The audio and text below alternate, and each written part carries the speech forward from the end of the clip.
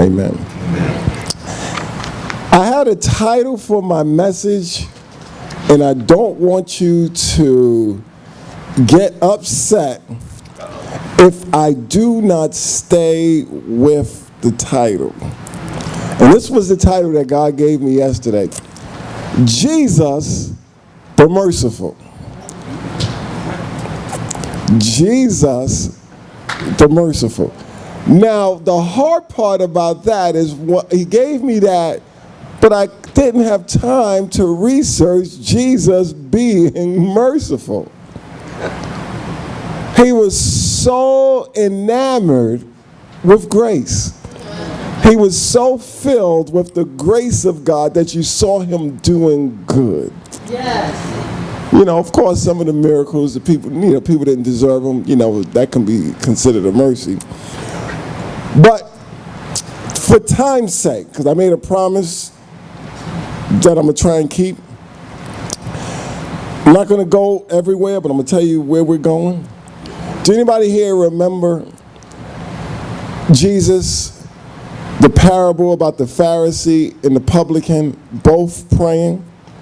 They went to the temple to pray, and the Pharisee said in himself, I tithe, I fast, I do all these good things, supposing that his good things, the righteous things that he does, will give him an audience with God.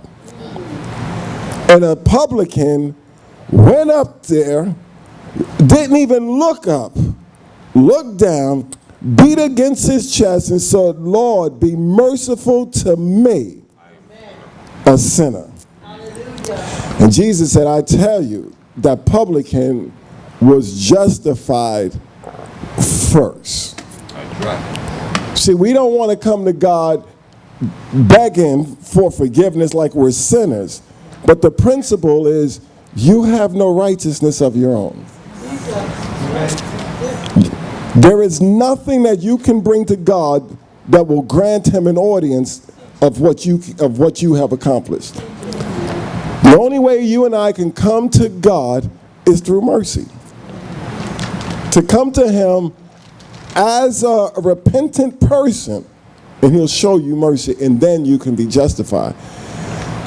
So I want to look at the power of Jesus the Merciful. Now, I wrote this. If you're going to get mad at me, you might want to start now. Mercy is a perpetual get-out-of-jail-free card. Thank you, Deaconess Lisa. Everybody else looking at me like I done ate something. I need some water. Can I have some water? You don't think this is sacrilegious, right?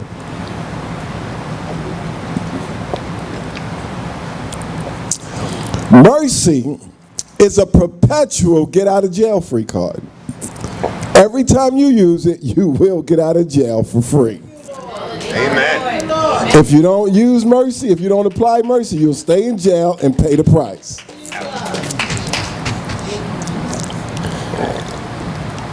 It's a little controversial, but I just want you to try to process it.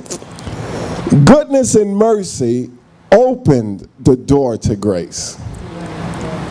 See? Surely goodness and mercy shall follow thee all the days of your life. God was merciful to sinners because of his goodness, and then they received grace. Many of us are, and I actually wrote something.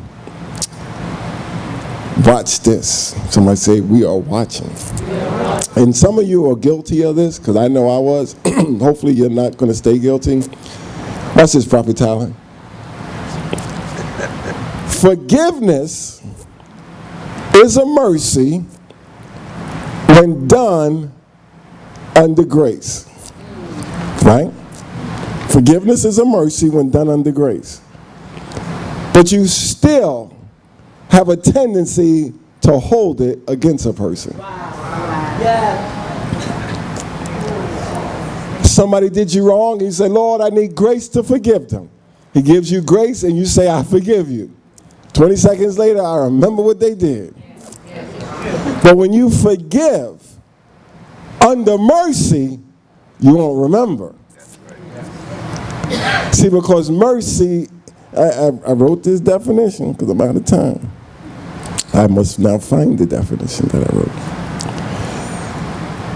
Mercy, where is it? No, I got it. All right. The definition that God gave me for mercy, stay with me because you're going to get this today. I mean, you always get it.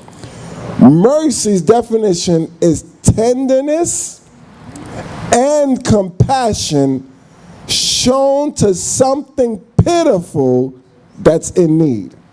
Wow. And when you see something pitiful in need and your compassion comes up, you won't remember to unforgive them. Amen. Because compassion came out, tenderness came out, and you saw how pitiful they were. Yes. It's like finding a cat or a dog that's stray that got hit by a car. You're not going to help that cat to throw it out the window.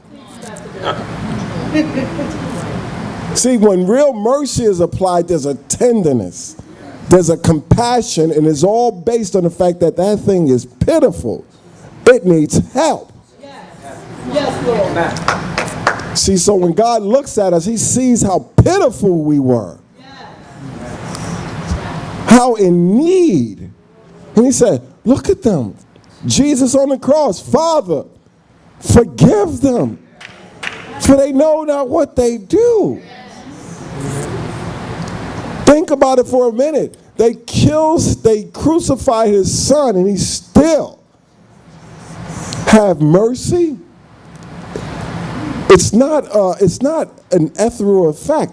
It is a living compassion, seeing that something pitiful is in need. Teach, Pastor. Yes. You ever notice how when you forgive somebody and you see them what's that word? Ungrateful? You know, I want to take my forgiveness back. You lend somebody some money, they don't pay you back, and then they go buy a car with your money.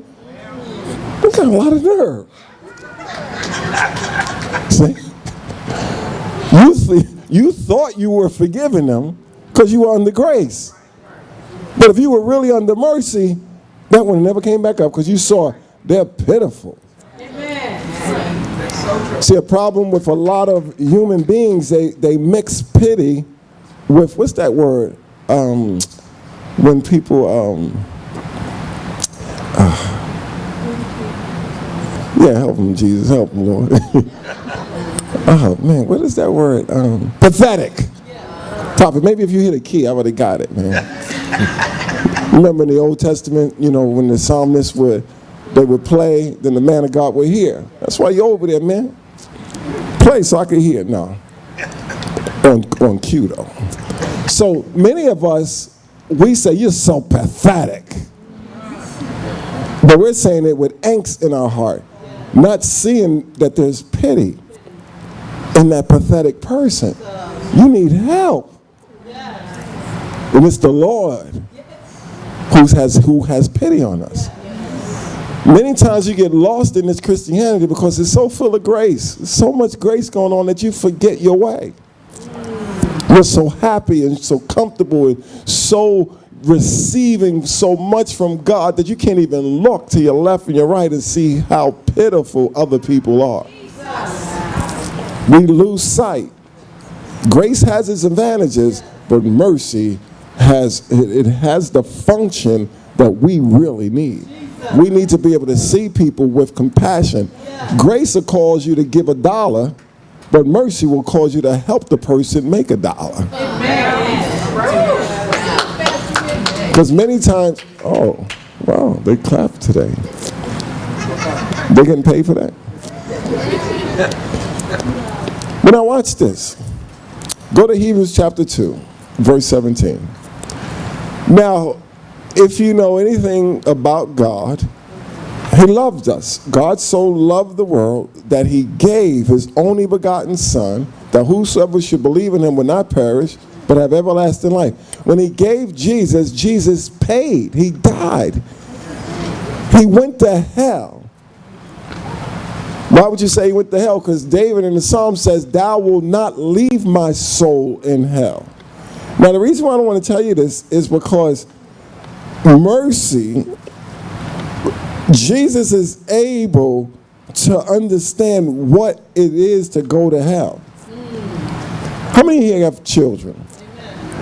You know, when you see your children struggling, you know, for the most part, if it's unnecessary, you kick in. But if it's a necessary struggle, like they're doing their homework, come on. They're learning how to cut their meat, right? At first, you help them. Then when they're 6 years old, they just put their face on the meat.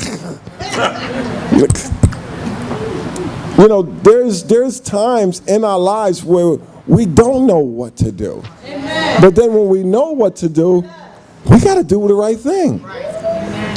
So when Jesus went to hell, he didn't know what it was like there. He knew it existed, but he never went there as a human being. So he didn't know what it would feel like for other people. So many times God allows you to go through things so that you can be merciful. And he also put a little fear in it. Forgive if you want to be forgiven. And look at Hebrews 2:17 says this, wherefore in all things, say in all things, it behooved him, talking about Jesus, to be made like unto his brethren, that he might be a what? Merciful and faithful high priest in things pertaining to God, to make reconciliation for the sins of the people. He was not made a religious, faithful high priest. A merciful. See, many people, not just in the earth, but even in the body of Christ, they're more religious than they are merciful.